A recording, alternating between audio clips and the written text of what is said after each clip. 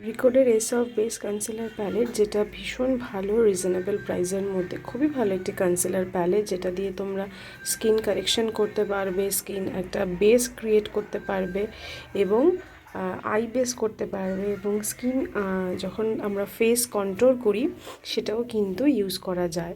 ভীষণ ভালো একটি কনসিলার প্যালেট, এবং সবথেকে বড় যেটা তোমরা বোথ সিজন, মানে একটাই কনসিলার প্যালেট যেটা তোমরা বোথ সিজন ইউজ করতে পারবে। তো তোমরা যারা নিতে চাইছো একটা রিজনেবলের মধ্যে খুব ভালো একটা কনসিলার প্যালেট, তোমরা কিন্তু এটা নিতে পারো।